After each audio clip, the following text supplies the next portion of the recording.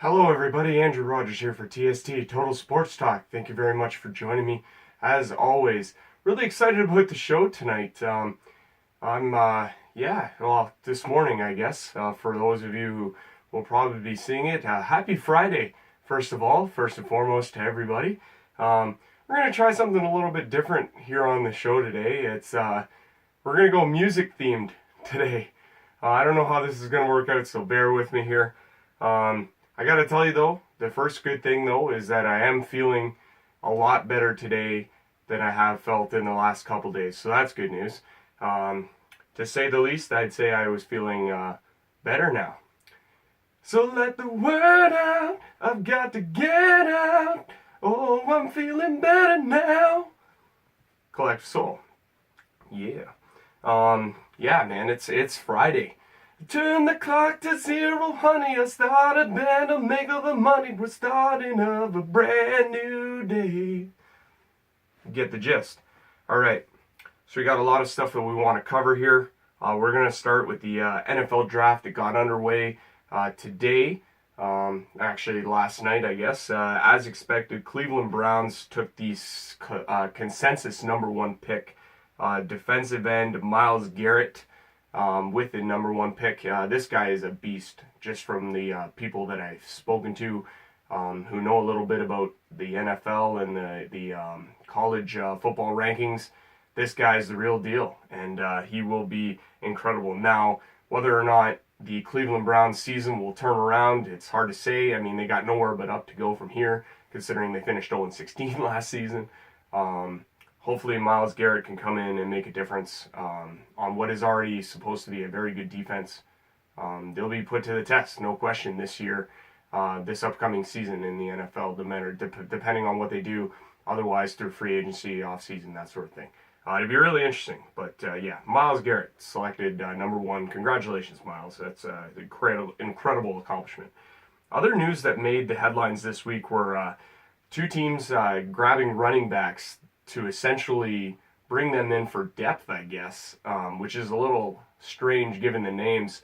We're going to start, though, with the New Orleans Saints. They bring in Adrian Peterson on a 2-year deal, worth about $7 million over those 2 years.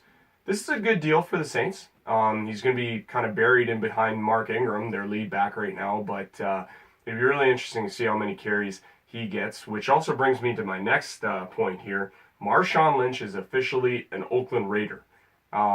This is incredible. They're both signed for 2 years, both Marshawn Lynch and Adrian Peterson.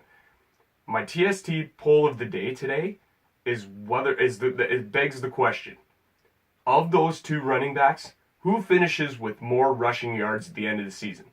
Rushing yards. I don't care about passing yards, rushing yards. Marshawn Lynch or Adrian Peterson. Vote at Twitter, at Andrew Rogers 99. Check that out. All right. Celebrate good times. Come on. There's a party going on around here. You get the idea. NHL TST congratulates Bruce Cassidy of the Boston Bruins. He was they removed the interim tag off of Bruce Cassidy and made him the official head coach of the Boston Bruins for next season. So congratulations, Bruce. You had an incredible year. You deserve this, buddy. Well done. And best of luck next season. Other news, Travis Green was named the Vancouver Canucks head coach for next season. Former Maple Leaf, wore number 39. Boy, this guy was a beauty. I enjoyed every second of his play in Toronto. He was a great asset to the Toronto Maple Leafs back when he played. And he will be a great fit for the Vancouver Canucks. Got a great coaching resume, and I expect him to have no less of an immediate impact with the Vancouver Canucks next season. Well, we're moving on up to the east side, to a deluxe apartment in the sky. Yeah, moving on up. NBA playoffs. DeMar DeRozan had 32 points to lead the Raptors to a 92-89 win. They beat the Milwaukee Bucks in 6 games, 4 games to 2. They will face the Cleveland Cavaliers in the second round. That series begins on Monday in Cleveland. The Raptors at one point had a 25-point lead in this game that was erased in the fourth quarter by the Milwaukee Bucks. This was just an unbelievable comeback, resilient Bucks team that would not go down without a fight. But the Raptors coming into the game were 0-4 career game sixes in the playoffs, and they were able to pull it out. Massive, massive win for the organization. They will be put to the test, though. It will not be easy come the Cleveland Cavaliers in the second round. We know how it went last year in the conference championship. It did not go the way that the Raptors had hoped, but they learned a lot, I believe, from that series that they could take them to victory against Cleveland in the second round this time around. Other action last night had the San Antonio Spurs moving on as well. They got 29 points from Kawhi Leonard, and they advanced 103-96 victory over Memphis. They beat them in 6 games. They will move on to round number 2. Breathe in, breathe out, breathe in, breathe out, breathe in for the rise.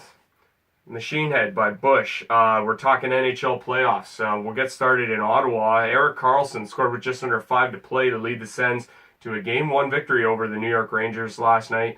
Henrik Lundqvist was an absolute beast in this game. He stopped 41 in the loss, a number of them absolutely spectacular. He had 21 saves in the first period alone, but it was just not enough as the very, very resilient and very impressive-looking Ottawa Senators defeated the New York Rangers in the first game of the series. Game 2 goes Saturday at 3 p.m. Ottawa leads 1-0.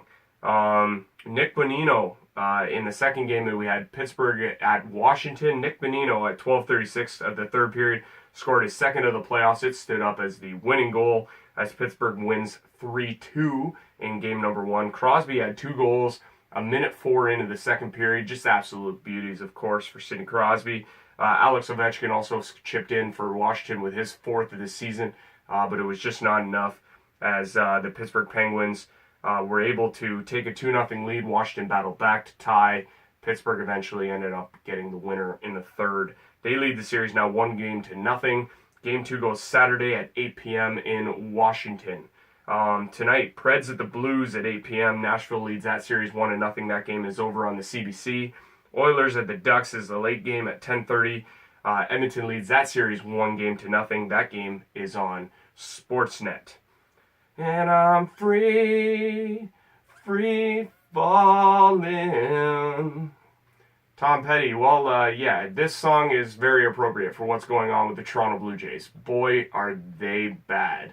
Like, you got to tell me that you can't take a season momentum changing game like the one they had in extras that I spoke about on yesterday's show, and you can't turn it into a couple of wins today. They play a doubleheader, they lose both. They fall to 6-16 on the season.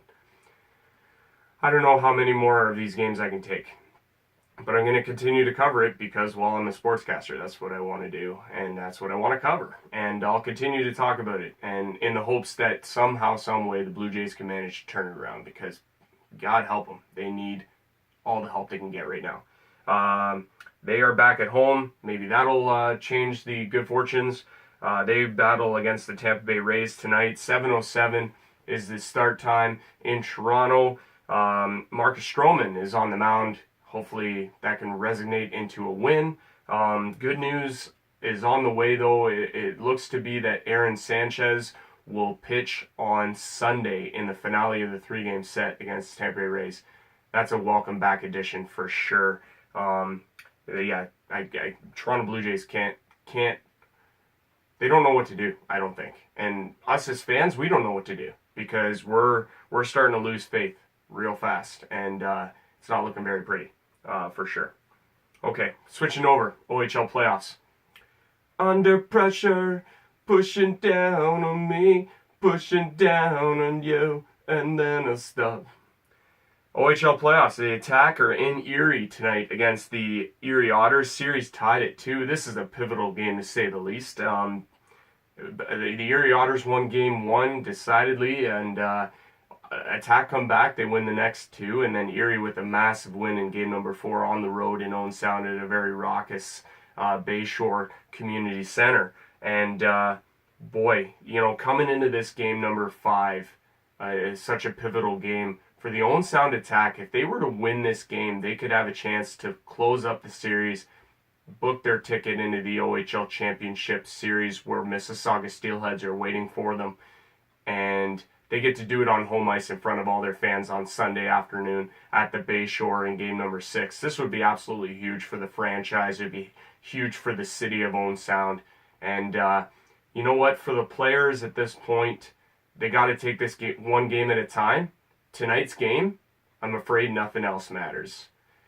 So close, no matter how far, couldn't be much more from the heart.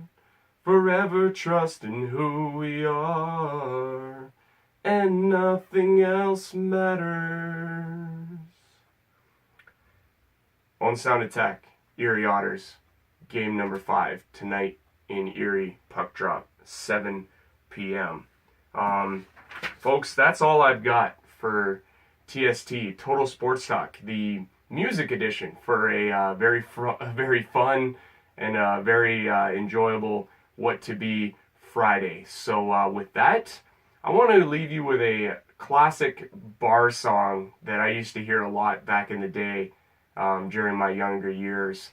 You knew when this song hit that generally it was time to get your drunken behind out of the bar and home, or into the cabin home, whatever you had to do.